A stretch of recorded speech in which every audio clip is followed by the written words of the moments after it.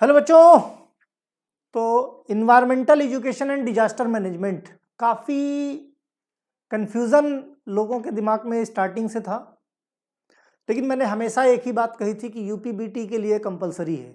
बहुत सारे कॉलेज वाले चला रहे हैं, बहुत सारे कॉलेज वाले खुद कंफ्यूज हैं, बहुत सारे कॉलेज वाले के टीचर्स पूछ रहे हैं बच्चों से कि अपने सर से पूछो कि जो इन्वायरमेंटल पढ़ा रहे हैं उसका कोड क्या है, क्या वो आएगा एग्जाम में, कंफर्म करो उनसे। तो मतलब कॉलेज के टीचरों की स्थिति ये है, वो क्या पढ़ाएंगे।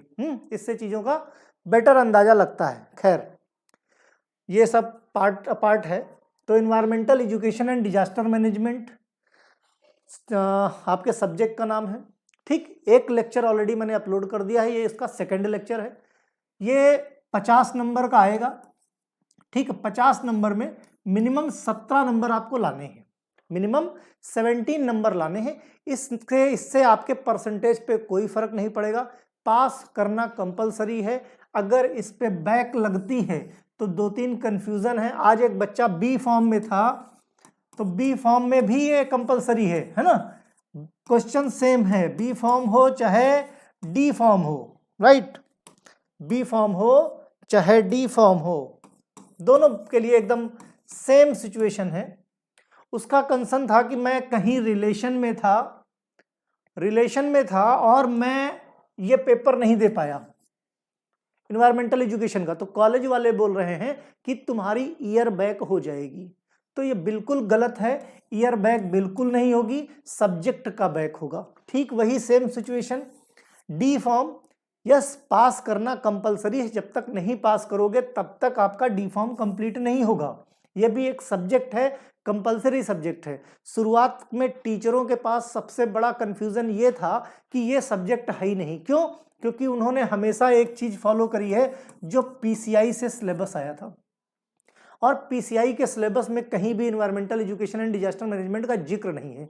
तो जहां तक जब मैंने पढ़ाना शुरू किया, हालांकि ईयर स्टार्ट में मैंने बता दिया था कि भाई सेकेंड ईयर में आपके भाई एक सब्जेक्ट एडिशनल है environmental education and disaster management, लेकिन बच्चों ने कॉलेज में बात करी, रिस्पॉन्स किया मुझे, सर मेरे कॉलेज में नहीं है। मैंने कहा बेटा ये जो है अपने कॉलेज के टीचर से पूछो, इसका सिलेबस वहां नहीं मिलेगा जहां ढूंढ रहे हैं।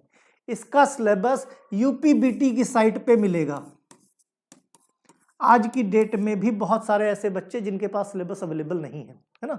तो ये स्थिति है कॉलेजों की। खैर, जो भी है हमें तो पढ़ाना है ना। तो मैंने बताया कि जैसे मैं सारे सब्जेक्ट पढ़ा रहा हूं, वैसे ये सब्जेक्ट भी बस ये है कि इसमें आपको सिर्फ 17 नंबर लाने हैं। तो बहुत आसान सी लैंग्वेज में एक हफ्ते में जितना मैं पढ़ा दूंगा उतना पढ़ के तुम पास हो जाओगे, अननेसेसरी पेन लेने की जरूरत नहीं है। दूसरा कंफ्यूजन कि सर ये फर्स्ट ईयर में है कि सेकेंड ईयर में है। क्योंकि जो प्रपोज्ड डेट शीट आई है उसमें ये नहीं समझ में आ रहा कि क्या फर्स्ट ईयर क्या सेकेंड ईयर है ना। तो बच्चों को सबसे बड़ा कंफ्यूजन यही है। तो माय डियर, ये सेकेंड ईयर का सब्जेक्ट है, फर्स्ट ईयर में नहीं है।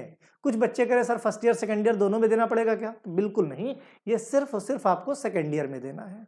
ठीक, तो अननेसेसरी परेशान मत हो, आपकी सारी समस्याओं का सोल्यूशन मैं हूं। ओके, चलो भाई शुरू करते हैं। तो आज जो टॉपिक हमने लिया है बड़ा इंपॉर्टेंट है, पूछा जाता है इकोलॉजिकल पिरामिड के बारे में। इकोलॉजी और इकोसिस्टम क्या होता है, ये प्रीवियस में हमने फूड चेन, फूड वेब क्या होती है, हमने प्रीवियस लेक्चर में बात कर ली। इस लेक्चर में इकोलॉजिकल पिरामिड सेपरेट क्वेश्चन आता है, लॉन्ग क्वेश्चन आता है, तो ध्यान देना इसको। बेसिकली डेफिनेशन, इकोलॉजिकल पिरामिड को हम ट्रॉपिकल पिरामिड या फूड पिरामिड भी बोलते हैं। मींस ट्रॉपिकल पिरामिड या फूड पिरामिड के नाम से आएगा। अच्छा, एक चीज और यहीं पे क्लियर कर लूं, इसमें किसी भी तरह का कोई एमसीक्यू नहीं आता, कोई एमसीक्यू पैटर्न नहीं है। इसमें सिंपल लॉन्ग और शॉर्ट क्वेश्चन होंगे। ओके, ये मेरे ख्याल से किसी को नहीं पता होगा, मैक्सिमम लोगों को, है ना, मैं नहीं कहता किसी को। ओके, ठीक। तो अरेंज क्या होता है, ये arrangement of the biotic component. देखो जो पिरामिड्स होते हैं बेसिकली ये बताते हैं कि किस तरीके से, जैसे सिंपली मैंने बताया था प्रीवियस लेक्चर में कि जैसे एक प्लांट होता है ना। जैसे सपोज करो प्लांट है, प्लांट को कौन खाता है? प्लांट को मान लिया खरगोश ने खाया। किसने खाया? खरगोश ने खाया, है ना। या गाय ने खाई, काऊ, है ना। भैंस ने खाई, घोड़े ने खाया। ठीक, फिर इस खरगोश को मान लिया स्नेक ने खा लिया, मान लिया बिल्ली ने खा लिया, कुत्ते ने खा लिया, है ना, मान लिया डॉग्स ने खा लिया, है ना, या कैट ने खा लिया, स्नेक ने खा लिया। अब ये जो डॉग्स है, कैट है, इन सबको किसने, इन सबको खा लिया जंगल के राजा ने। ठीक, जंगल के राजा ने खा लिया। और कौन खा सकता है, इसको यहां पे भी क्लोज कर सकते हो, या एक स्टेप और बढ़ा के ईगल कर सकते हो। ईगल ने खा लिया लॉयन को। तो ये एक तरह से फूड वेब मींस सर्कुलेशन किस तरीके से, मतलब एक कनेक्शन दिखाता है, एक चेन दिखाता है। तो ये क्या फूड चेन है, इसको हम बोलते हैं autotroph. Autotroph in the sense कि ये अपना फूड खुद बनाते हैं और दूसरों के लिए भी बनाते हैं। तो ये प्लांट हैं, ये मेन फूड है, इसका ये फूड है, इनका ये फूड है, इनका ये फूड है, इस तरीके के, है ना, बराबर। तो ये खरगोश इसको खाएगा, डॉग खरगोश को खा लिया, ठीक, खरगोश डॉग को लायन ने खा लिया, कैट को। इस तरीके से एक चेन बनी हुई है जिसको हम क्या बोलते हैं, फूड चेन बोल सकते हैं, राइट। चलो भाई, फूड चेन का हिसाब किताब, हालांकि प्रीवियस लेक्चर में ये चीज मैंने क्लियर कर दी थी, फिर भी तो इकोलॉजिकल पिरामिड इसी चेन को, ये जो फूड चेन है, इसी को एक्सप्लेन करते हैं कि किस तरीके से ये पिरामिडल फॉर्म में हम इसको सिर्फ और कोई मतलब नहीं है, सिर्फ वो रिप्रेजेंट कैसे किया जाता है, सिर्फ वही है। एक पिरामिड सिस्टम होता है, पिरामिड कैसे बनता है ये आपको पता है, लाइक दिस। या तो दो ही तरीके से बन सकता है, या तो सीधा बन सकता है पिरामिड, या फिर पिरामिड उल्टा बन सकता है। तीसरा कोई तरीका नहीं है पिरामिड बनने का, है ना, दो ही तरीके से पिरामिड बनेगा। तो यही पिरामिड में किस तरीके से इन चीजों को, ये जो प्राइमरी कंज्यूमर हैं, हमारे प्रोड्यूसर्स हैं, सेकेंडरी कंज्यूमर, टर्सरी कंज्यूमर्स हैं, इन सबको किस तरीके से फिट किया जाए, वही हमारा इकोलॉजिकल पिरामिड कहलाता है, बराबर। तो कुछ कहानी नहीं है, मैंने कहा ना, इसमें कुछ याद नहीं करना है आपको, 50 में 17 नंबर लाने, कुछ लिख के चले आओगे, इतना एनवायरनमेंट के बारे में आपको पता है ना। इसीलिए मैं बिल्कुल सुपरफिशियल लैंग्वेज में समझाता जा रहा हूं। हिंदी में बना के लिख देना, प्योर हिंदी में लिखना मैं तो कहता हूं, अभी मैं इसको हिंदी में बताऊंगा। Biotic component of the food chain according to their size या metabolic relation known as the trophic structure. इसको क्या ट्रॉपिकल पिरामिड भी बोलते हैं और इस स्ट्रक्चर को ट्रॉपिक स्ट्रक्चर भी बोलते हैं, ठीक। This is the specific to each ecosystem, सभी इकोसिस्टम में होता है। सभी इकोसिस्टम बोले तो चाहे गार्डन का हो आपके, चाहे एक प्लांट का हो, चाहे फॉरेस्ट का हो, चाहे पॉन्ड का हो, चाहे घर में रखे एक्वेरियम का हो, भाई हम सब क्या हैं, इकोसिस्टम का ही पार्ट हैं, हम सब इस इकोलॉजिकल पिरामिड्स का ही पार्ट हैं, right. This relation between various trophic level, अलग अलग ट्रॉपिक लेवल है, जैसे फूड चेन, प्रोड्यूसर होते हैं, प्रोड्यूसर को खाने वाले, जो प्लांट को खाते हैं उनको बोलते हैं हर्बीवोर्स। हर्बीवोर्स को जो खाते हैं उनको क्या बोलते हैं, कार्निवोर्स। यानी देखो, ये हो गए प्लांट आपके, हर्बीवोर्स बोले तो शाकाहारी, हर्बीवोर्स बोले तो शाकाहारी, है ना, और कार्निवोर्स बोले तो मांसाहारी, ठीक, मांसाहारी। अब फिर एक स्टेप और आगे बढ़ जाओ, ओमनीवोर्स, क्या ओमनीवोर्स, इनको क्या बोलोगे, सर्वाहारी। ये सब कुछ खाते हैं, ये प्लांट भी खा लेंगे और मांस भी खा लेंगे, है ना। तो इस तरीके से ये क्या है, ट्रॉपिक लेवल है, एक एक ट्रॉपिक लेवल, एक ट्रॉपिक लेवल प्लांट का हो गया, प्रोड्यूसर का, एक हो गया आपके हर्बीवोर्स का, है ना, एक हो गया आपके कार्निवोर्स का, एक हो गया ओमनीवोर्स का। इनके बीच में रिलेशन जो बताते हैं उन्हीं को हम पिरामिड्स बोलते हैं, ठीक। इकोलॉजिकल पिरामिड की बात करें तो सबसे पहली बार ब्रिटिश के एक इकोलॉजिस्ट थे, चार्ल्स एल्टन, है ना। अलग अलग किताबों में सबसे पहले या इकोलॉजिकल पिरामिड किसने दिया, अलग अलग नाम लिखे हैं, कंफ्यूज मत होना। सबसे पहले 1927 में, या यह याद रखना, सबसे बढ़िया तरीका क्या होता है यह जानने का कि सबसे पहले किसने दिया, यह पता लगा लेना किस ईयर में दिया। अब जैसे मैं बोल रहा हूं 1927 में चार्ल्स एल्टन ने दिया, ठीक। कुछ लोगों को कंफ्यूजन है कि जी एवलिन ने दिया, कहीं कहीं बुक्स में जी एवलिन लिखा मैंने देखा, लेकिन जी एवलिन ने 1942 में दिया था, और स्पेसिफिकली क्या दिया था वो भी बताऊंगा। Okay, and can also be called Eltonian pyramids. इसीलिए ये जो चार्ल्स एल्टन थे, चूंकि इन्होंने सबसे पहली बार इकोलॉजिकल पिरामिड का नाम दिया था, फर्स्ट टाइम इन्होंने ये टर्म प्रपोज किया था, इसीलिए इनके नाम पे इन पिरामिड्स का नाम पड़ा एल्टोनियन पिरामिड, 1927 में दिया था। ठीक, अब on the basis of number, on the basis of biomass, on the basis of flow of energy, इसके बेस पे इसको 3 पार्ट में बांट दिया गया है। तो पिरामिड्स ऑफ नंबर जो 1927 में चार्ल्स एल्टन ने दिया था, जो सबसे पहले जो पिरामिड्स डिजाइन हुए थे, सबसे पहले जो डिस्कवर हुए थे, वो पिरामिड्स ऑफ नंबर थे। ठीक, दूसरे पिरामिड्स ऑफ बायोमास, इसको दिया था बोडेहेमर ने 1938 में। Pyramids of energy G Evelyn और लैंडमैन ने 1942 में दिया था, सबसे बाद में।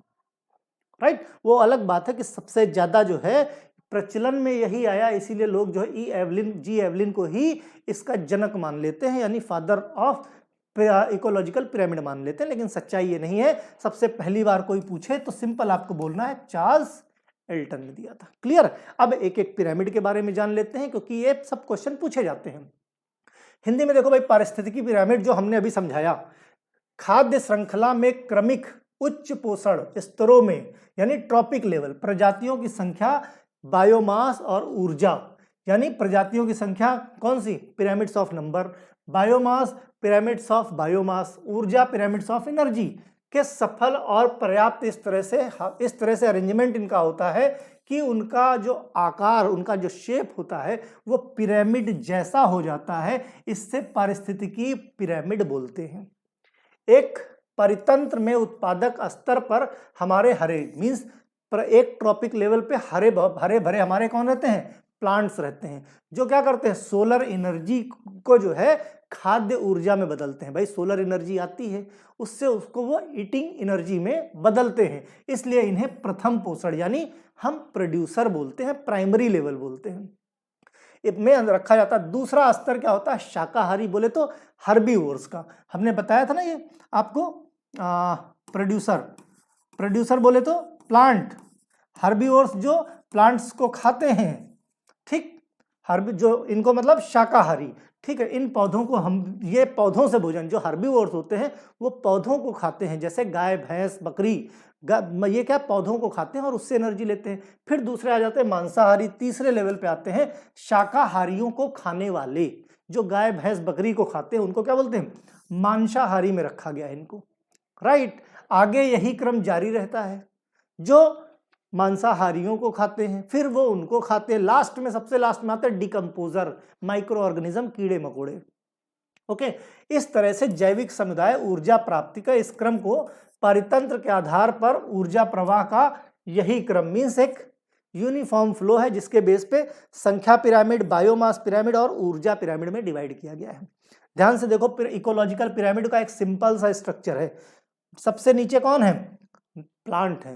क्यों? क्योंकि प्लांट सबसे मींस प्रोड्यूसर, मेन एनर्जी कहां से? एनर्जी कौन बना सकता है? सबसे पहले एनर्जी बनाई इसने, सबसे पहले एनर्जी बनाई प्लांट्स ने। प्लांट की एनर्जी, जो प्लांट को खाया, प्लांट को खा के पेट भरा किसने? प्राइमरी उपभोक्ता यानी प्राइमरी कंज्यूमर। फिर प्राइमरी कंज्यूमर को देखो स्नेक ने खाया, जिसको हमने सेकेंडरी कंज्यूमर बोला, और सेकेंडरी कंज्यूमर को जो खाएगा उसको बोलते हैं टर्सरी कंज्यूमर। और इन सब को जो खाएगा उसको बोलते हैं डिकम्पोजर, माइक्रो ऑर्गेनिज्म वगैरह सबको खाएगा। वो प्लांट को भी खाएगा, इसको भी खाएगा, इसको भी खाएगा, इसको भी खाएगा। राइट, तो इस तरीके से डिवाइड किया। अब हम एक एक की बात कर लेते हैं। पिरामिड्स ऑफ नंबर की सबसे पहले बात करते हैं। तो भाई पिरामिड्स ऑफ नंबर, अब भाई पिरामिड्स ऑफ नंबर क्या होता है? तो क्या एक चीज और, पिरामिड्स ऑफ नंबर में क्या सिर्फ और सिर्फ सीधा पिरामिड हो सकता है, उल्टा नहीं हो सकता? तो देखो एक चीज ध्यान रखो, पिरामिड्स ऑफ नंबर हो चाहे पिरामिड्स ऑफ बायोमास हो, दोनों सीधा और उल्टा हो सकते हैं। लेकिन जब बात पिरामिड्स ऑफ एनर्जी की जाती है तो पिरामिड्स ऑफ एनर्जी कभी भी इन्वर्टेड नहीं होता, कभी उल्टा नहीं होता। पिरामिड्स ऑफ एनर्जी हमेशा सीधा होता है। ठीक, हमेशा स्ट्रेट होता है। ये डिफरेंस याद रखना। आपके pyramids of number, pyramids of biomass आपके उल्टा सीधा दोनों तरीके से होंगे, दोनों डिस्कस करेंगे। लेकिन पिरामिड्स ऑफ एनर्जी सिर्फ और सिर्फ सीधा होता है। ठीक है, it shows the relationship between the producer, herbivores, carnivores in terms of their number. सबसे ज्यादा नंबर किसके, मीन्स सबसे पहले हम बात करते हैं ग्रास लैंड की। कोई ग्रास लैंड है ना, यहां पे ये है एक घास का मैदान, तो यहां पे हम बात किसके टर्म में करेंगे, नंबर की। जो ज्यादा नंबर होगा वो सबसे नीचे होगा। तो यहां पे सबसे ज्यादा एक घास के मैदान में क्या होती है, मान लिया 10,000 कह लो, है ना, 10,000 घास के पेड़ हैं, ठीक। तो सबसे ज्यादा नंबर किसका, ग्रास का आएगा। हमने ग्रास को सबसे नीचे लिखा, हमने ग्रास को नीचे लिखा। इसको चरने के लिए, इस घास को खाने के लिए यहां पे आई काऊ। कौन आया, काऊ आई, गोट आई, खरगोश आया। इनके ये कितने हो सकते हैं, बहुत ज्यादा 100 होंगे, बहुत ज्यादा 100। इनके ऊपर देखो खरगोश हमने ले लिया, ठीक। अब खरगोश काऊ को छिपकली वगैरह, बिच्छू वगैरह खा सकते हैं, उनके नंबर्स और कम होंगे। और इन बिच्छू खरगोश को खाने के लिए क्या है, जिसकी आंखें सबसे फास्ट बोले तो ईगल, राइट। तो इस तरीके से जैसे जैसे ऊपर बढ़ते जाते हैं वैसे वैसे नंबर कम होता जाता है, ठीक। जिसका नंबर ज्यादा वो नीचे। देखो तो सबसे ज्यादा घास फूस, घास फूस के नंबर ज्यादा, गिन लो कितनी सारी घास के मैदान में होंगी। उसको खाने के लिए कितने, भाई खरगोश हो गए, है ना, और काऊ हो गई, बफेलो हो गए, उनके नंबर उससे कम, ठीक। उनको खाने के लिए स्नेक, छिपकली, उनके नंबर और कम। ईगल बेचारा अकेला, ठीक। तो ईगल तो जो अकेला है वो ऊपर रहेगा, है ना, जितने ज्यादा नंबर वो नीचे, बेस में नंबर ज्यादा है, इसलिए ये हमेशा स्ट्रेट रहता है, ठीक। यही सेम केस आप जो है पॉन्ड का ले लो, यानी जलीय इकोसिस्टम का ले लो। देखो जो लेबल्स हैं भाई, प्लांट क्या है, ये देखो प्लांट सबसे ज्यादा, इसमें भी वही सिस्टम है। उसको खाने वाली छोटी छोटी छिपकलियां, छोटी छोटी मछलियां, ठीक, उनके नंबर और ज्यादा। छोटी मछलियों को उनसे बड़ी मछलियां खाने वाली, उनके नंबर और कम, है ना। भाई सबसे ज्यादा नंबर में प्लांट, उसके बाद उनसे कम छोटी मछली, उससे कम उनसे बड़ी मछली, और जो सबसे बड़ी मछली होती है लार्ज साइज फिश, जो छोटी छोटी मछलियों खा जाती, उनके नंबर सबसे कम। इसलिए ये स्ट्रेट, भाई गिनने लगो, सिंपल सी चीज है। इस तरीके से डिजाइन करके देख लो, डिजाइन करके देखो। मान लिया सिंपल शब्दों में हम यहां पे सिर्फ नंबर की बात करेंगे, जिसका नंबर ज्यादा। प्लांट माना कितने, 10,000।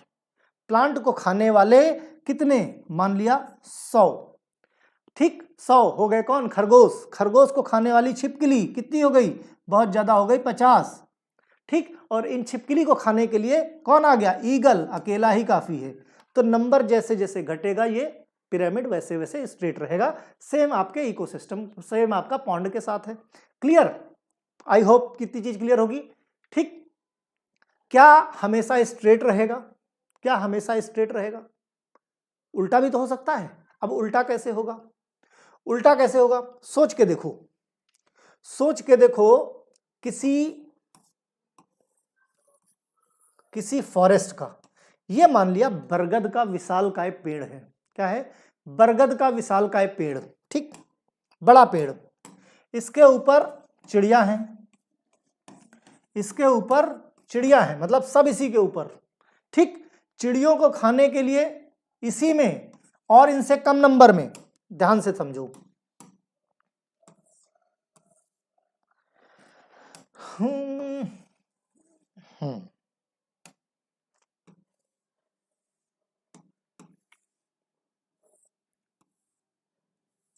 देखो ध्यान से, यहां पे एक हमने लगा दिया ट्री, ट्री का नंबर अकेला, लेकिन अकेला सब पे भारी।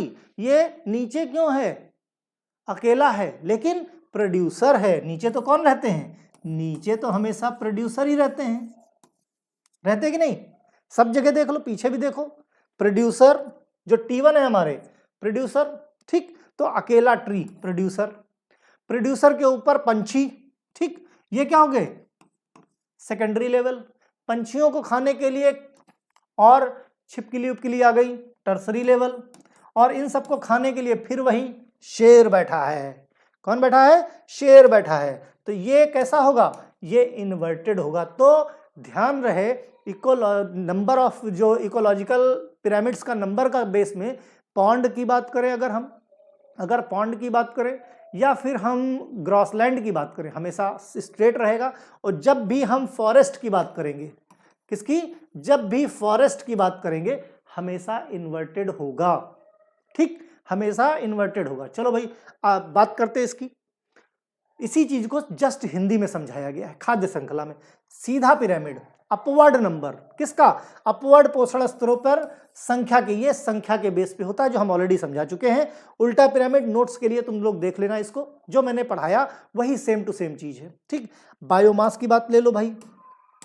बायोमास में ड्राई मास की बात करेंगे, ड्राई मास की। ये भी सीधा और उल्टा दोनों होते हैं। Pyramid of biomass, amount of living material organism called biomass. ठीक, अब जैसे सपोज करो, फिर यहां पे हम लेते हैं सीधा, पहले सीधा वाले की बात करते हैं। सीधा वाले में देखो ग्रासलैंड ले लिया हमने। फिर एक तरह से देखा जाए तो देखो, अगर बायोमास ड्राई, जितना जो पेड़ पौधे इनको ड्राई किया जाए तो कितना निकला? 1000 kg। कितना? 1000 kg। इनको खाने वालों का जो मास होगा वो 100 kg। कितना बढ़ेगा? 1000 kg खाएंगे तो डाइजेस्ट करके 100 kg अपना बढ़ाएंगे। 100 kg वालों को खाने वाला भेड़िया 10 kg बढ़ाएगा, और इसको 1 मीन्स लगातार ये घटता जा रहा है। क्या? बायोमास। देखो केजी में लिया है, केजी में मतलब मास घट रहा है। 1000, 100, 10, 1। तो इसीलिए ये कैसा है? स्ट्रेट।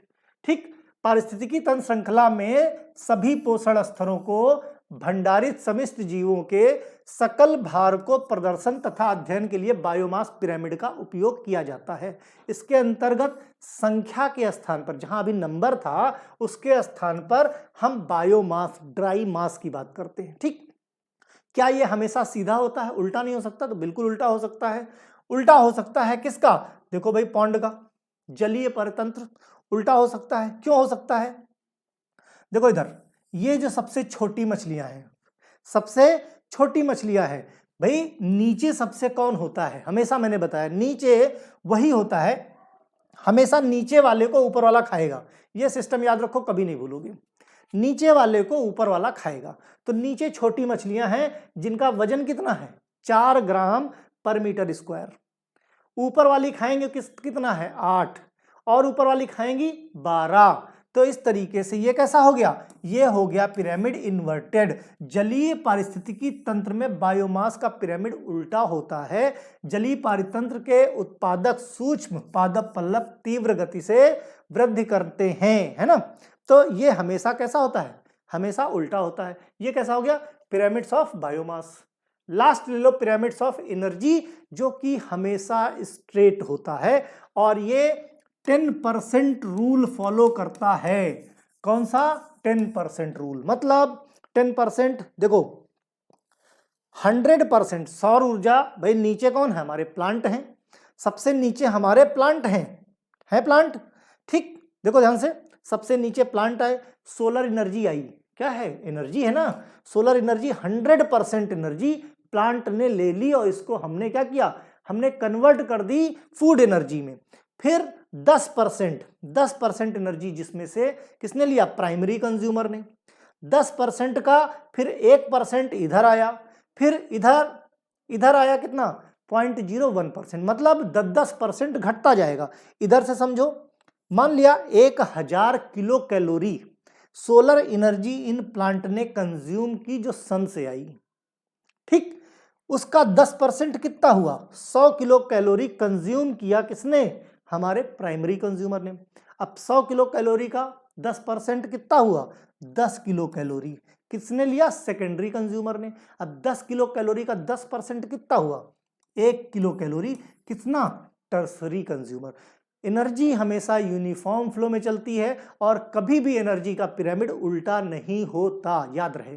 ठीक, तो इस तरीके से आपका पिरामिड्स, इकोलॉजिकल पिरामिड्स का टॉपिक खत्म होता है। ठीक, बाकी नेक्स्ट और जो भी इंपॉर्टेंट है मैं सारे टॉपिक आपको करा दूंगा, पढ़ते रहो, बिल्कुल टेंशन फ्री होगी।